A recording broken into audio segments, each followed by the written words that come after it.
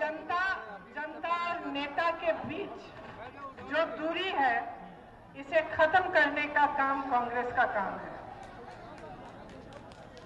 Congress party की जो विचारधारा है वो ये है कि जनता की आवाज उठनी चाहिए, उसके लिए जनता के बीच रहना चाहिए, उसके लिए जनता को समझना चाहिए और जनता की समस्याओं को समझना चाहिए।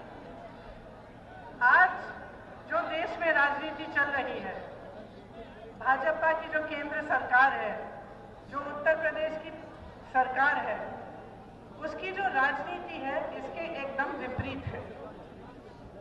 एक समय में हमारे प्रधानमंत्री जी जमीनी नेता हुआ करते थे, लेकिन जैसे उनको ये सत्ता मिली है पिछली 5 सालों की और आप सबने इतना विश्वास दिया, इतनी भारी बहुमत से जिताया, तो मुझे लगता है कि कहीं वो जो जमीनी पकड़ है, जनता से जो नाता है, जो रिश्ता है, जनता की समस्याओं को समझने की का जो प्रयास है, वो पूरी तरह से खत्म हो चुका है। आज अगर आप प्रधानमंत्री जी को देखें तो या तो विदेश में दिखेंगे, अमेरिका में, अमेरिका के प्रेसिडेंट से गले लगाते हुए, या जापान में, या चीन में, या अफ्रीका में, या फिर कल आपने देखा होगा बड़े बड़े अभिनेताओं के साथ इंटरव्यू करते हुए, लेकिन कभी जनता के बीच में आपने उनको नहीं देखा होगा।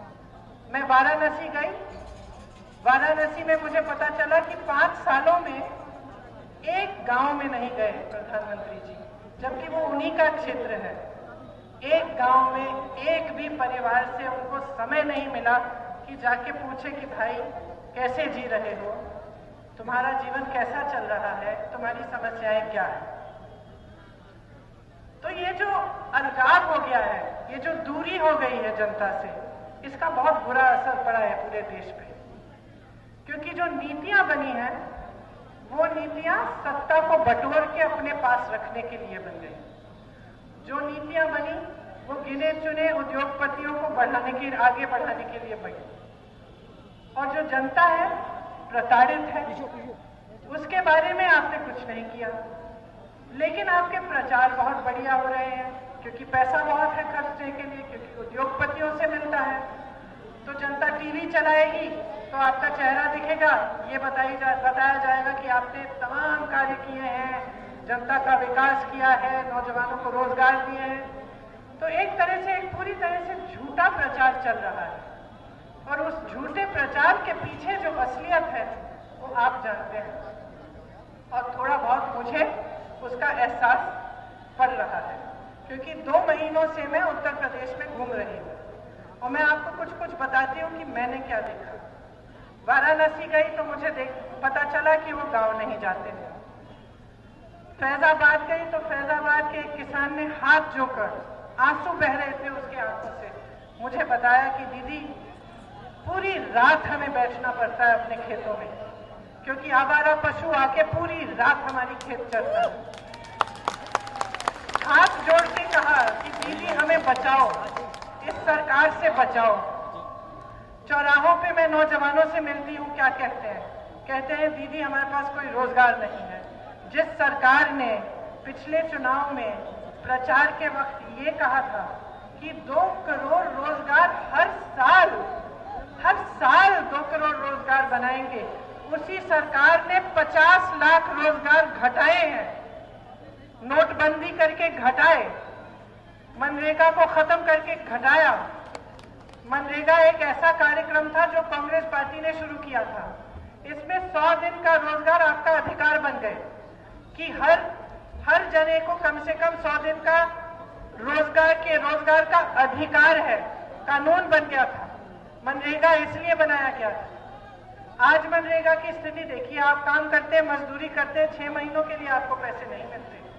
उसके ऊपर से देखिए कि जो मनरेगा के कार्य थे, जो मजदूरी के लिए बनाए गए थे, वो जेसीबी से कराए जा रहे हैं, ठेकेदारों द्वारा। तो मनरेगा को पूरी तरह से खत्म करने का इनका इरादा रहा है। इसी तरह से इनकी दूसरी नीतियां देखिए, नोटबंदी। एक दिन सुबह उठे किसी से पूछे बगैर अपने मंत्रियों को सबको कमरे में बंद करके ये कह डाला कि पुराने नोट सब वापस कराइए, काला धन वापस आएगा। आपको कहा कि आप देशभक्ति कर रहे हैं, आप जाके कतार में खड़े हो जाइए। आप सब गए, जितनी जितनी आपकी बचत थी, मेरी बहनें जो यहाँ पे बैठी हैं उनकी जो बचत थी वो ले गई बैंक, आप कतार में खड़े रहे। कोई काला धन वापस नहीं आया इस देश में, बल्कि जिन उद्योगपतियों ने गड़बड़ की आज भी वो देश के बाहर है। आवारा पशु की जो समस्या है इसके बारे में इन्होंने कुछ नहीं किया 5 सालों में। अभी पता चला 2 दिन पहले कि यहाँ पे योगी जी ने यह ऐलान किया है उत्तर प्रदेश में कि जो जेल के मैदान है इसमें आवारा पशु को डाल दो। जेल में डाला आवारा पशु, और जो जेल में होना चाहिए वो विलायत चले गया। ये स्थिति है। और क्यों डाल रहे हैं आप जेल में? क्योंकि अब चुनाव आ रहा है। 5 सालों के लिए कहां थे? जब आपकी खेती चरी जा रही थी तब इनकी चौकीदारी कहां थी?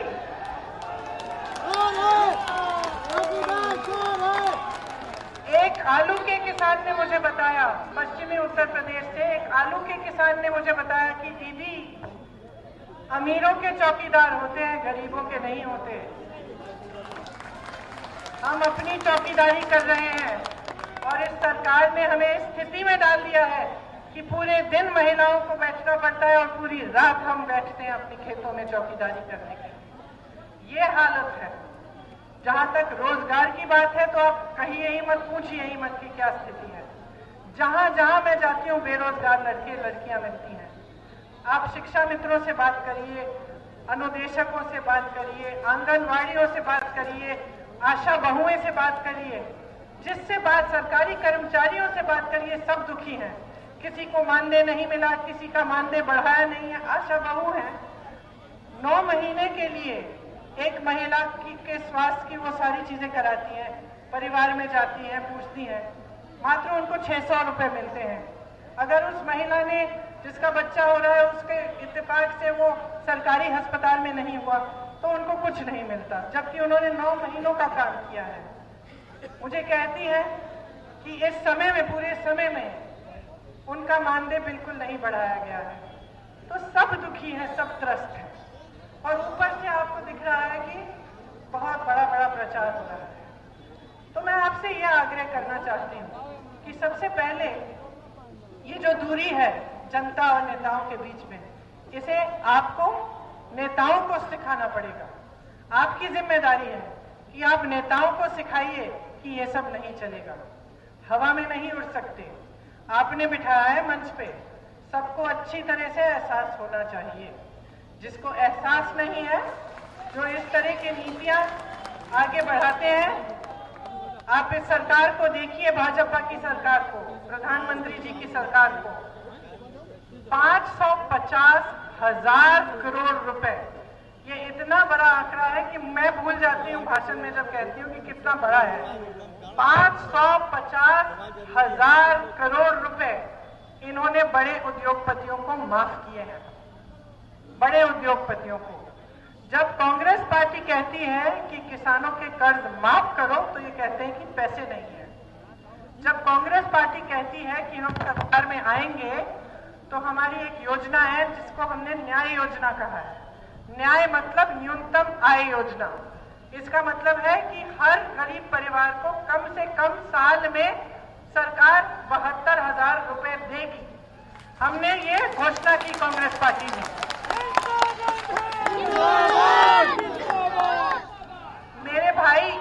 मेरे भाई कांग्रेस अध्यक्ष हैं।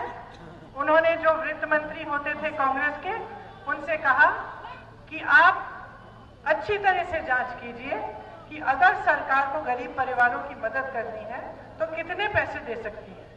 क्योंकि पिछले चुनाव में इन्होंने कहा था कि हर गरीब परिवार को 15 लाख रुपए देंगे। आज एक कौड़ी दी थी इन्होंने।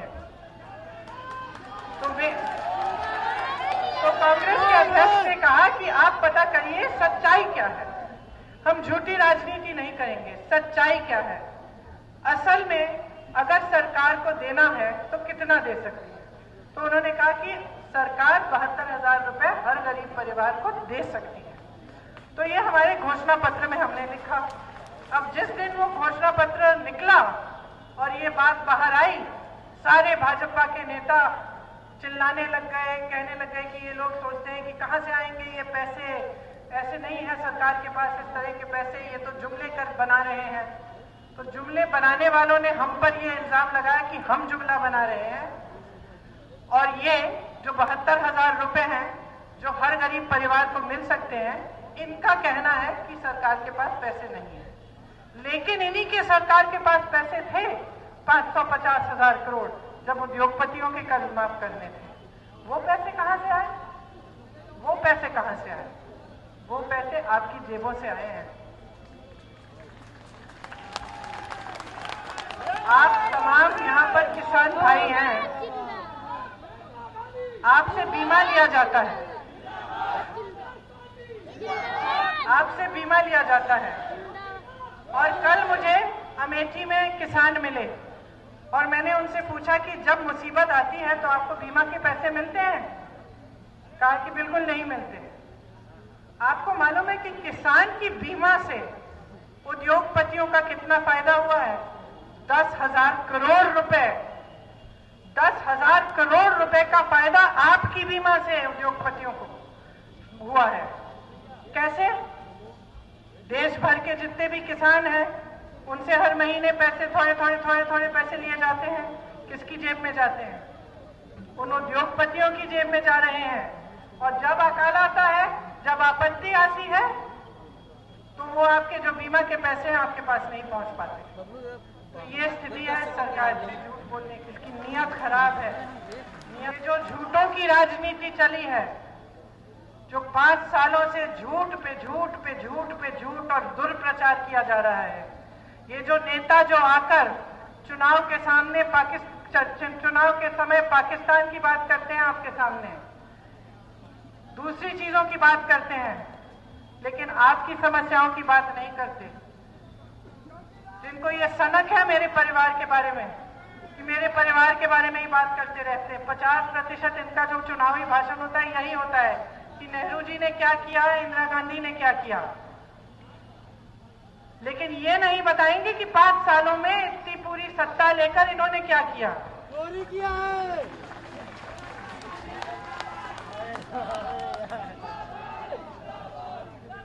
ये सिर्फ नकारात्मक राजनीति है, दुर्प्रचार की राजनीति है और झूठों की राजनीति है। और अगर जनता जागरूक बन जाएगी, पहचान लेगी इन्हें, तो ये राजनीति बंद हो जाएगी। मैं जब भदोई गई थी तो एक गांव में कुछ औरतों ने मुझे बुला लिया कि आप ऊपर आइए मंदिर में, तो मैं चली गई। तो वहां पूरा गांव इकट्ठा हो गया। गांव वालों ने कहा कि दीदी आप ये यहाँ पे ऐलान कर दो कि ये जो पुल है यहाँ से नदी के पार, आप इसको बनवा देंगी। तो जब उन्होंने ऐसा कहा मुझे माइक पकड़ा दिया और मुझे डर लगा। मेरे दिल में मुझे लगा कि मैं कैसे कह दूं कि मैं यहाँ पुल बनवाऊंगी, जब मुझे मालूम नहीं है कि इस पुल का खर्चा कितना होगा, कि ये पुल बन भी सकता है कि नहीं, कि सरकार ये बनाना चाहती है कि नहीं, मुझे नहीं मालूम। तो मैं ऐसा कैसे कह दूं सबके सामने कि मैं ये पुल बनवा दूंगी। तो ये जो डर है जो मेरे दिल में उस समय पैदा हुआ कि मैं गलत बात नहीं कह सकती जनता के सामने, ये डर हर नेता के दिल में होना चाहिए। और इस डर को बनाना आपकी जिम्मेदारी है। कैसे? हमारा देश लोकतंत्र है। लोकतंत्र का क्या मतलब है कि जनता की ताकत, जनता की शक्ति से बढ़कर इस देश में कुछ नहीं है। इसीलिए आप सबको वोट मिलता है। जो वोट है सबसे बड़ी ताकत है आपकी। आपका अधिकार भी है लेकिन आपका हथियार भी है। आप इस हथियार को सोच समझ के इस्तेमाल करिए इसे। जो आपको झूठ बोलता है, जो आपका काम नहीं करता, उसे मत बढ़ाइए आगे। जो भाजपा की राजनीति है तमाम प्रचारों की राजनीति है, जमीनी राजनीति नहीं रही है। जनता से अब ताल्लुक नहीं है, इसका हवा में उड़ गई है। इनको सबक सिखाइए। जो जीवन आप जी रहे हैं ये असलियत है, ये असलियत है इनकी राजनीति की, कि किसान प्रताड़ित है, कि नौजवान प्रताड़ित है, कि महिला असुरक्षित है, कि कर्मचारी प्रताड़ित है। ये है असलियत और इस असलियत को आप अच्छी तरह जानते हैं, इस सच्चाई को आप जी रहे हैं। तो जागरूक होना आपकी सबसे बड़ी देशभक्ति होगी। आप जागरूक बन जाएं तो ये लोग इस देश का नाश नहीं कर सकते जिस तरह से करना चाह रहे हैं। आपने सुना होगा कि ये लोकतंत्र को दुर्बल बनाना चाहते हैं। कैसे? जो संस्थाएं हैं इस लोकतंत्र में जो आपको मजबूत बनाती हैं उनको दुर्बल बनाना चाहते हैं ताकि आप दुर्बल बन जाएं। जहां जहां मैं जा रही हूं उत्तर प्रदेश में, जो आवाज उठाता है और प्रदर्शन करता है, मुझे कहता है कि दीदी हमारी पिटाई की गई। मैं तो एक महिला से मिली, एक अध्यापिका थी, प्रदर्शन के लिए चली गई क्योंकि उनका वेतन नहीं मिला था। उनकी ऐसी पिटाई की गई, उनको जेल में डाल दिया गया, उनपे रासुका का कानून लगाया, राष्ट्र सुरक्षा का कानून एक अध्यापिका पे, क्योंकि अपना वेतन मांग रही थी। मैं बनारस के विद्यार्थियों से मिली, उन्होंने मुझे कहा दीदी जब हमने प्रदर्शन किया हमारी पिटाई की गई। क्यों? ये लोकतंत्र है। लोकतंत्र में जब जनता आलोचना करती है, जब जनता प्रदर्शन करती है, जब जनता अपना अधिकार मांगती है, तो जो सत्ता में है उसे खुश होना चाहिए कि जनता कुछ कह रही है, सुनो। कि नौजवान में इतनी ऊर्जा है कि वो आवाज उठा रहा है, अपनी मांग, अपना अधिकार मांग रहा है। लेकिन ये जो भाजपा की सरकार है, ये सोचते हैं कि आपके लिए काम करके ये आप पे एहसान कर रहे हैं, ये सोचते हैं। इन्हें एहसास नहीं है कि आपने बनाया है इनको, तो ये एहसास दिलवा दीजिए। आपका चुनाव आ रहा है। राहुल सचान जी जमीनी कार्यकर्ता हैं, जमीन से उठे हैं, काम करते हैं, गांव गांव जाते हैं। मैं इनके साथ जब पिछली बार यहाँ फतेहपुर आई तो गांव में घूमी थी। गांव वाले पहचानते हैं इनको, जानते हैं कि ये काम करते हैं, इसीलिए हमारे उम्मीदवार बने हैं, इसीलिए हम आपको आगे बढ़ाना चाहते हैं। तो आप राजनीति को बदलिए, सिर्फ अपने क्षेत्र के लिए नहीं, सिर्फ अपनी जरूरतों के लिए नहीं, लेकिन अपने बच्चों के भविष्य को मजबूत बनाने के लिए, अपने देश को बचाने के लिए, क्योंकि आज देश खतरे में है। ये फूट की राजनीति है और नकारात्मक राजनीति है।